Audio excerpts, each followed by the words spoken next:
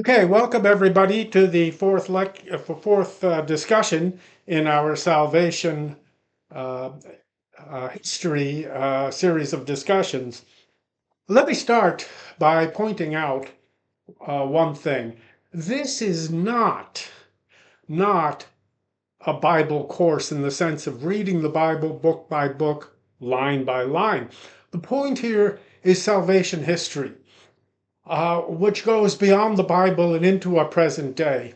And so I'm not reading the books, in detail. I'm giving the broad outlines for each topic, which will often cover large periods of time, and often cover many books. So today, for example, we're going to be dealing with First and Second Samuel, First and Second Kings, and the book of Joshua.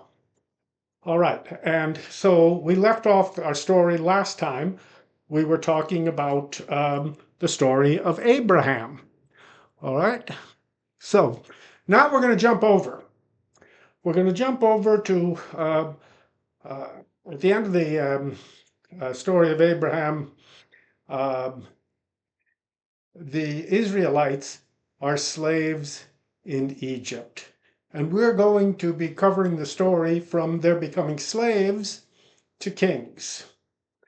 All right. So the conquest and kingdom. And we'll start here in the promised land. Now this this is an easy term to look at, but it's a little bit harder to understand from a modern perspective. What do I mean? Well, let's start with the situation in Palestine. Okay? And the Philistines, the people of Palestine. Now, these were the Canaanites originally, but the Canaanites themselves had been replaced by a rather strange group called the Hittites, sometimes referred to as the peoples of the sea. And nobody knows quite where the Hittites came from, but they caused vast problems throughout the Middle East in about all the 12th century. They conquered Egypt, they conquered Palestine, they conquered large parts of Turkey, etc., etc. Oh no, way into the regions bordering the Tigris and Euphrates, so a modern Iran. So it was had quite an impact. Now in Palestine, they dominated the coasts and the plains. And it was a highly stratified society where the rulers of the city dominated the foreigners and extracted great fees from them. Many ruined farmers and ranchers would escape to the hill country, a little bit beyond Hittite control. And they eked out a poor living there, but at least it was a free living. And they became the Haparu. Now, the Haparu is the word for Hebrews. It's important to understand what this word means. It is not an ethnic designation, it's a social designation. It's an Egyptian word meaning outcast or brigand, or it has the connotation of a wanderer, a person with no fixed home or land, or maybe in modern terms, it means something like a hillbilly, or how we use the term illegals. Okay. But there was a group of the Hapiru from Egypt who worshipped this liberator God, Yahweh. Yahweh, who liberated them from slavery. This God became very popular among the tribes, and he began to dominate the other tribes of the area. Belief in him began to dominate belief in the other gods of the area. Now, this was true despite the rather rigid initiation ceremony of these people, namely circumcision. You really had to want to join this group of Hapiru, that's for sure. Well, and they scratched out a bear living in the mountains. But then something changed. Technology. You see, even technology bears a part in salvation history. Well, what technologies am I talking about here? Well, there were two great advances that made a tremendous difference. The first was terraced farming. What is terraced farming? Well, it's this. You see, it's pretty hard to farm the hillsides. Uh, but if you cut these terraces in there, you could see you have now a series of steps of flat land. And these could be flat lands that could be very, very profitably farmed. But what made that work was the second invention, and that was waterproof cement. Why is that so important? Well, it does rain in the hills. Matter of fact, probably rains more in the hills than it does on the plains. But all the rain runs off, obviously. But with waterproof cement, they could construct cisterns. They could capture the water. So suddenly, life for the Hebrew hillbillies became very, very prosperous. They could afford many children, and children could survive. And they also could afford weapons of war. All right, so I want to talk about this topic of land and land as theology. Now, that's new to us because modern man, we think of land as real estate. You know, we buy it, we sell it, we have a starter home, we move up to bigger homes, we change communities, it's no big deal. And for modern man, real estate is infinitely divisible and always saleable. For pre-modern man, that is not true. Land is sacred. Land is where communities are formed, where life is lived, and where the dead are buried. So the Old Testament is largely a story of the journey to the Promised Land, as in the book of Exodus, or away from it in the exile. Well, let's start here. The conquest of Canaan. Now, we immediately run into a problem because there are two accounts of the conquest of Canaan, one in Joshua and the other one in Judges and Samuel. And they conflict with each other. They cannot be reconciled. Let's start with the book of Joshua. In the book of Joshua, the conquest takes 1 year. One. In fact, it doesn't even take that. It takes one campaign season. Now, this book is written in the reign of King Josiah. And Josiah was a very interesting figure. He had this tripart ideology: one God, one temple, one king. And the book of Joshua was written to support that view. It's a kind of what if history. It said, if only we had been faithful, it would only have taken 1 year. So half the book is devoted to the conquest. The other half is devoted to suppressing a rival temple at Bethel. Now, there is one subject I want to introduce now that I think is very important. And understanding it sort of gives you some parameters for the kinds of problems we face when we read the Bible and interpret it in our own lives. And that's the ban. And what is the ban? Well, the ban is a command to kill people in a captured city or village. Man, women, children, babies, didn't matter. Everybody had to be killed.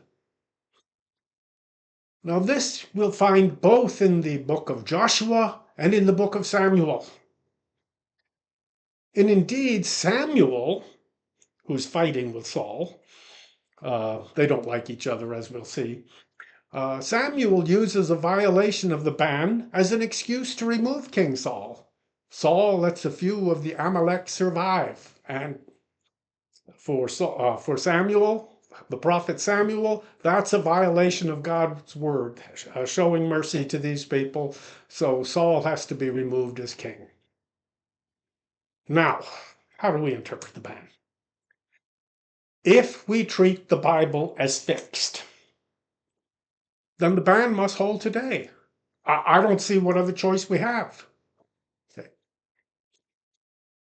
But if we treat the Bible as something that develops over time, that the view of God, the view of what is holy develops over time, that is, that it has a real history, well, then we can interpret it differently. And in that regard, I'd like to talk about my personal experience with the ban. Now, I'll bet you never expected to hear something like that.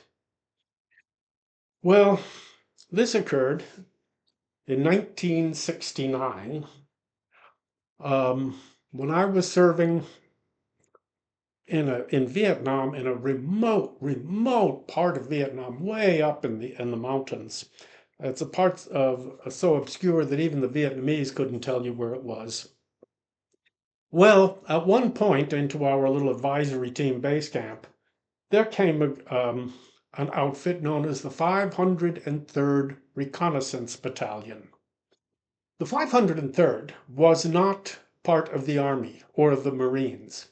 It was a CIA battalion. And this was part of the notorious Phoenix program, the CIA's program to murder village leaders who didn't support the government, or to wipe out villages that were not insufficiently supportive of the government, etc. So I would drink with these mercenary soldiers, that's what they were, CIA mercenaries. I would drink with them at the NCO club, and they would tell me that when they went into a village, they would kill every man, woman, and child. And further, they would dip their fingers in the blood and write 503 on the forehead or the chest of everyone they killed. Man, woman, child, oh yes, and water buffalo. It was important to kill the water buffalo so the village couldn't be reestablished. Well, I couldn't believe it. I remonstrated with them. How could you do such thing? How could you kill women and babies? And they said, it's in the Bible. And they showed me where in the Bible you can find this. And they were right. Now, I was 21 years old, and Catholics at that, I hadn't read much of the Bible. Catholics at that time didn't read the Bible too much. We relied on the readings at Mass, which in those days did not include any Old Testament readings. And they showed me, time and time again, where the Bible calls for a ban. I had no answer. But I do believe that was a moment of grace. Having no answer sparked my interest, so I felt I had to look for an answer. And in a sense, these conversations, these discussions that we're having, all originate with this question back in 1969. All right, so I just leave it to you how you want to interpret the Bible. So if you interpret it one way, I think you have to leave the ban in place. If you interpret it another way, you can see that our knowledge of God progresses. All right, that's the book of Joshua. Let's talk about the book of Judges. So in Joshua, it was a 1-year conquest. In Judges, it takes 437 years. And the conquest is not by a single ruler like Joshua, uh, but by local tribal leaders. And these tribal leaders join in temporary alliances to fight the Philistines or to fight each other. There are no national structures or institutions. Sorry.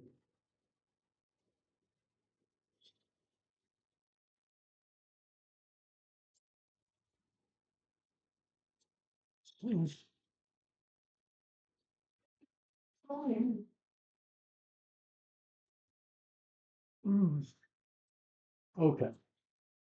And there's a pattern to all the stories in the Judges. Um, the people do some evil in the sight of Yahweh. Yahweh hands them over to an oppressor. Yahweh then sends a hero judge to deliver them. The judge defeats the oppressor, and there is peace for the rest of the judge's life. And then the pattern repeats. All right. Um, I'm sure everybody knows some of the stories, such as Samson and Delilah, Samson being one of the judges. I'd like to just deal with one story here. Uh, Deborah, Judges chapter 4. Now, Deborah is a prophetess who serves as a judge. Okay. Now, during her reign as judge, the Philistine general ruler Jabin, and his general Sisera are oppressing Deborah's tribe. So she commissions Barak to attack him. But Barak won't go into battle unless Deborah comes along with him. Deborah says, okay, fine. But in that case, a woman will get the glory and not you, Barak. Well, Sisera is defeated. And fleeing, he hides with Jael. Jael is a Kenite woman. Now, who are the Kenites? Well, the Kenites, as luck would have it, um, are the tribe of Moses' wife. So they are allied with the Israelis, by blood. So Jael welcomes Sisera in, gives him some food here, uh, uh, lie down, take a rest.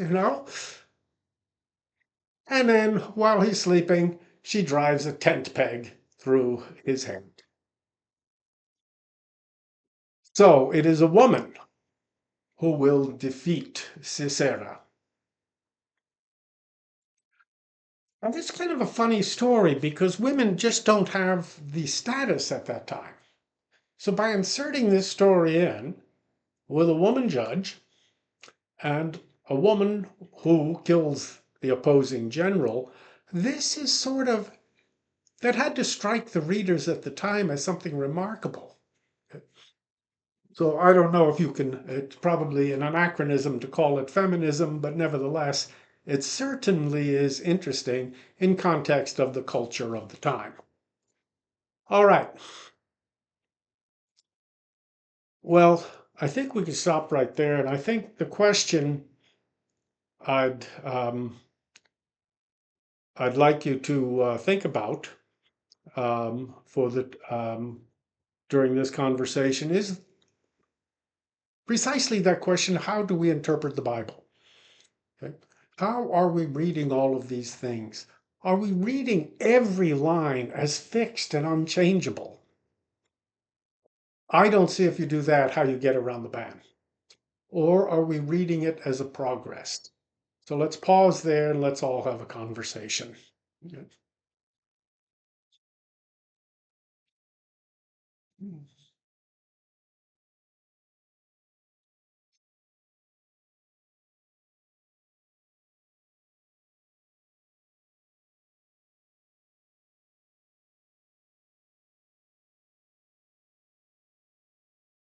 Okay, coming back, let's continue um, with our story. Now, we're moving through this story very, very rapidly. We're covering hundreds and hundreds of years. Well, actually, we'll cover something like 1,000 years of history here. Um, okay, the kingdoms. And there's two kingdoms because there's two groups of the 12 tribes. 10 are in the northern kingdom. Two, Judah and Benjamin, are part of the southern kingdom. And they don't get along all that well. So, going to the book of Samuel and Kings. It's the history of the two kingdoms, Judah and Israel. Samuel is the transition figure from judges to kings. Samuel is a prophet, but he's also the last judge. Now, constant tribal warfare leads to a demand for a king. Okay? And the Samuel opposes kings. One, he's kind of a king himself, and he doesn't want somebody else interfering with his authority. But he demands, uh, he bows to the demands of the people, and he anoints Saul as his first king. But he doesn't get along with Samuel. They're fighting all the time. Okay? So he later deposes Samuel in favor of David. Right? He anoints David as king while Saul is still alive. Normally, this is called treason. All right. The books of Samuel and of Kings are very anti-monarchical. The authors are very, very critical of the kingdoms, both of them. Samuel, in fact, starts off before he appoints a king, he gives this long warning about all the things, all the powers a king will have. The power to take your lands, to tax you, to take your sons and daughters and press them into his service, etc., etc. And Samuel and Kings, they only approve of three kings of Judah: Asa, Hezekiah, and Josiah. The rest, they say, were all evil. And they approve of no kings of Israel. Now, why just these three kings? These are the only monotheist kings. This isn't Judaism as we have it today. This is Judaism in its infancy, and it's very much not so much polytheist. Well, it is polytheist, but the right term would be henotheist. Henotheism means you have one great God, one great and powerful God, but there's still many, many, many minor gods around, many other gods. Okay. The authors of Kings and Samuel blame the faithlessness of the kings for the loss of Israel and for the exile in Babylon. Well, let's look at some of those kings. King David, the second king. We'll talk about David and Goliath and Saul. There's two origin stories about where David comes from. In one, he's a court singer, and very much part of Saul's entourage. In the other, Saul's never met him, but he steps forward as the slayer of Goliath when Saul promises wealth and marriage of his daughter to anyone who can kill this terrible giant who's playing havoc with his troops. Well, David turns out to be pretty good with a slingshot. um, he becomes a very, very popular leader. He's apparently a charismatic guy. Saul sees him as a threat, even though he's now his son-in-law. Um, but when the crowds chant, Saul has slain them in their thousands, But David, in their tens of thousands, well, Saul regards David as a threat and he sets out to kill David. David has to flee for his life. David sets up in the desert and gathers around him an army of malcontents, debtors, escaped slaves, uh, criminals um, avoiding punishment, things like that. They make their living as mercenaries, fighting for the various princes in the area, or as protecting the farmers who are encouraged to accept this protection. Now, there's the case of the farmer who refuses to accept David's protection and pay him his protection fee. It's Nabal. So David vows to kill him. Now, Nabal's wife, Abigail, thinking correctly that her husband is a fool, gathers a huge fee, and she herself delivers this to David. Well, David takes one look at her and decides to take Abigail as part of the fee. And Nabal will die shortly thereafter. We aren't told how, but it certainly is convenient. Okay. This will not be the last time that an inconvenient husband dies. So there's the story of Bathsheba and Uriah the Hittite. So Uriah the Hittite is one of David's generals, and he's off fighting David's wars while David is in Jerusalem in his palace. And he's on the roof of his palace one night, and he looks over and he sees Bathsheba taking a bath. Um, and he thinks that's pretty nice. So he sends for Bathsheba. Well, when the king sends for you, you come. So Bathsheba comes to David, and a few weeks later, she sends word to David that she's pregnant. This is a problem because Uriah's been off fighting the wars. David says, no problem. I can fix this. So he sends word to the army to send Uriah to him to give a status report, give him an update about how things are in the field. So Uriah comes to Jerusalem. He gives his report. And David says, look, stay the night. Don't go back until tomorrow. David's thinking, oh, what a clever lad I am. I fixed that problem. And he's wandering around his palace at night, just thinking how smart he is. And there's Uriah. He's sleeping on the floor of the palace.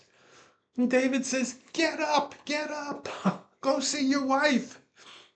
And Uriah says, oh, no, my lord, I can't see my wife while my men are sleeping in the field.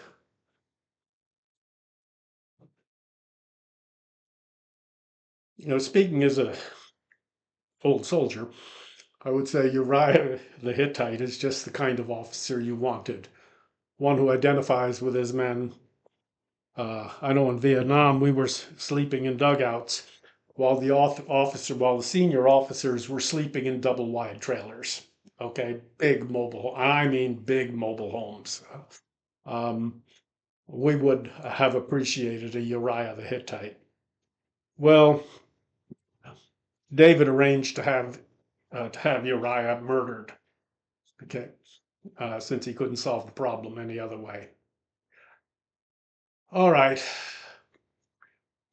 Saul, in the meantime, grows increasingly unstable, and he ends up consulting a witch. And at his death, there is a 7-year civil war where one side is led by David. And David's victory unites all the warring tribes. They're just getting tired of war. Now, he captures Jerusalem. And Jerusalem is important. It wasn't important as a town up until then, but it's right on the border between the northern kingdom and the southern kingdom. Um, and he makes it his capital. So this is the year 1003 BC. The conquest is over. Jerusalem is the capital for the same reason that Washington, D.C. is the capital of the United States. It was originally selected to be right on the border between the northern colonies and the southern, the slave colonies. So it was kind of splitting the difference between them. That's the same thing with Jerusalem. So his victory unites the tribes, but this united kingdom will last only to 931 BC. And there's a reason for that. The northern and the southern kingdoms really have very, very different religions. It takes a while for those two approaches to meld into one Judaism. And that's one of the things we'll see as going forward as we read salvation history. So, what about this David, though? Is he the ideal king or a mafia boss? He's a very complex character. He's a mercenary with a penchant for other men's wives, but he's a great soldier and a leader. He completes the conquest and unites the warring tribes. And he brings the Ark of the Covenant to Jerusalem, establishing Jerusalem as the center and most important site in Israel. But the biggest reason, I think, is Psalm 51. Read Psalm 51. This is the psalm of repentance he writes when his murder of Uriah the Hittite is uncovered. Okay? Um, and this will give you another view of who David is. Well, David, the story of David, he's a complex character, but his story gets rewritten. So in the books of Chronicles, now we're not going to look at the books of Chronicles, but just to point this out, in Samuel, in the book of Samuel, in 2 Samuel, when the ark is brought to Jerusalem, David is so filled with joy, he dances naked before the ark. Okay, just totally disgusting his wife Miriam, Saul's daughter, and she conceived this big hatred for him. This he's supposed to be a king, but he's exposing himself to slave girls. She is just totally grossed out by this. Well, see, they'll reinterpret the story in the book of Chronicles, written at least 1,000 years later. David doesn't dance naked before the ark. He's dressed as a priest as the ark is and leads the procession. You see? So they reinterpret their history frequently. In any case, though, we have to read these as stories of real people, not plaster saints. They have, shall we say, their faults. All right. Let's go to the northern kingdom now and look at King Ahab. We'll look at Ahab, Jezebel, and Elijah. All right, Ahab and Jezebel. Ahab is king of Israel 869 to 850 BC, and he marries this Phoenician princess, Jezebel. Now, Jezebel's god is Baal, the rain god. Now, the rain god's a pretty good god to know if you live in a hot, dry climate.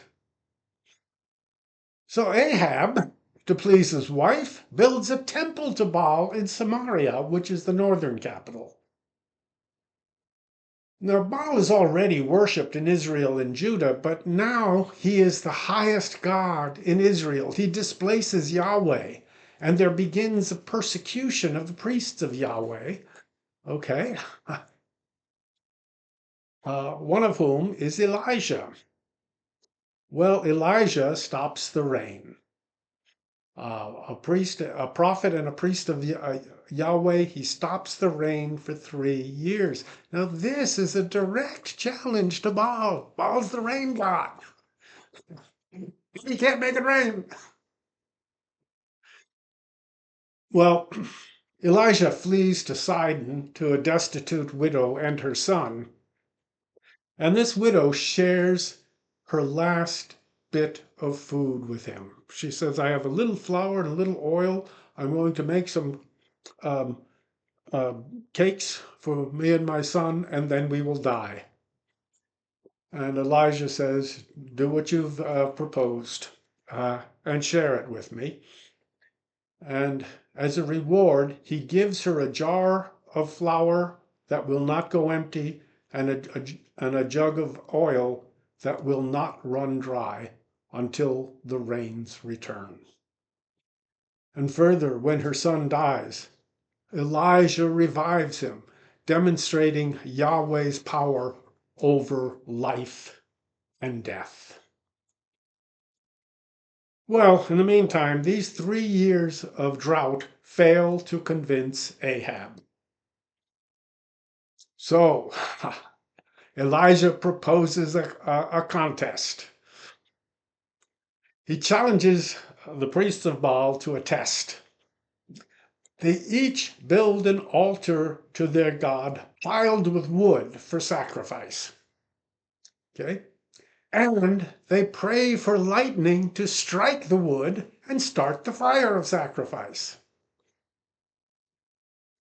And to make it tougher, Elijah has Yahweh's altar drenched with water 7 times. Well, Baal's priests pray all day, but nothing happens. And while they're praying, Elijah's sitting there mocking them. Um, then comes Elijah's turn, and Yahweh's altar is struck by lightning and catches fire. Now, the people, who are already a little bit upset because they've gone through 3 years of drought, seize the 450 priests of Baal, and Elijah kills them all. I have to say, I'm a little bit impressed with that feat because killing 450 takes some time. You know, I usually get tired after killing 100 priests, but all right, they were tougher back then. What can I say? All right. Uh, Finally, we're going to go to King Josiah. Much later, 641 to 609 BC. Now, we mentioned King Josiah before in regard to the book of Joshua and his one God, one temple, one kingdom ideology. Now, one God, it's in Josiah's reign that there's this miraculous discovery of the book of Deuteronomy, 622 BC. This book isn't mentioned anywhere in the histories up to this point. Okay, but all of a sudden it's discovered. So, and it contains the law of Moses, and so the law of Moses becomes supreme. There's no previous mention, nothing about this law in the histories. Furthermore, he orders the destruction of all the rival temples and artifacts, all the rival altars, because in the temple there are altars. The temple of Yahweh, there are altars to all these other gods. So this long catalog of altars to other gods, of high places where these gods are offered, of practices and artifacts, all dedicated to these pagan gods. Just from the length of this inventory, it's pretty obvious that the shrines were the popular religion. I mean, after all, each one of these shrines, each one of these altars has its own priesthood and its own QR code to raise money. And no, I'm wrong about that. QR codes came later. But They have to be supported, they have to raise funds, etc., etc. So obviously, this was not a minor thing um, in Israel. He also establishes the Passover feast, which seems, it says, it's never been celebrated before. So it seems to be a new feast. Okay, one temple. He closes all the rural shrines and temples.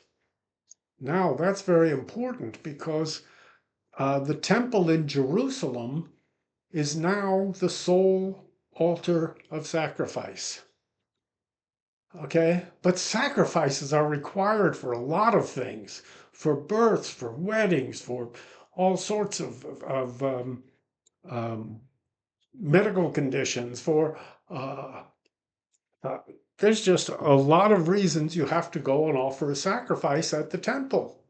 But there's only one temple.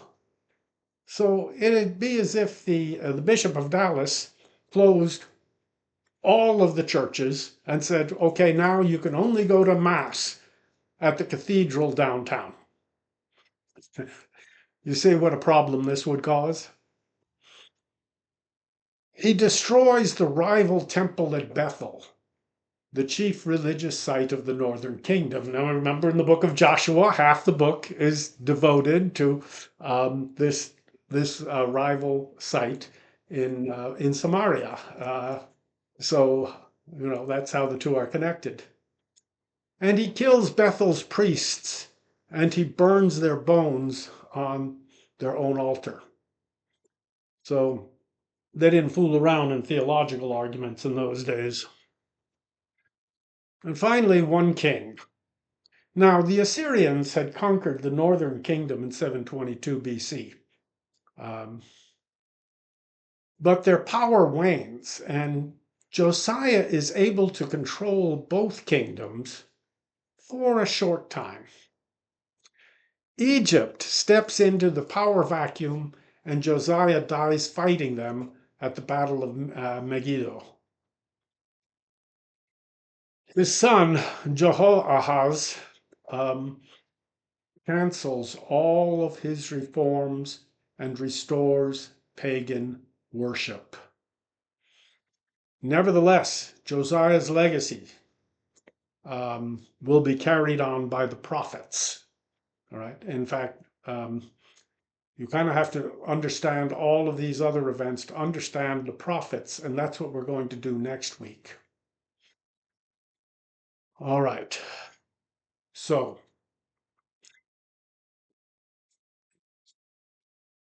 salvation history. You have to read these stories as if they were news stories, as if you were reading the newspapers.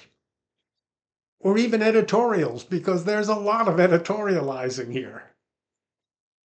And again, I have to emphasize always, it's not about plaster saints or perfect people. Even those chosen by God, shall we say their faults. It's about real people. It's about people with real flaws, people like me and you. Okay? But they and we are working to reveal the Word of God, to make it present in the world as best we can. And that's okay. So we build up, even blindly, the kingdom of God on earth. Now, I'm just giving you a kind of framework to read these books, okay? You will find many themes and lessons that I have overlooked. There's just not time, and it's not really a Bible reading course. But this will give you some background to read this and understand just the complexity of these stories. All right? Next week, then,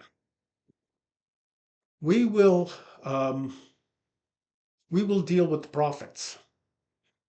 And to understand what the prophets are saying, you kind of have to understand these stories. These are the political, the economic, the cultural background, the religious background to what the prophets are talking about. And that'll be our task next week. Thank you all very much.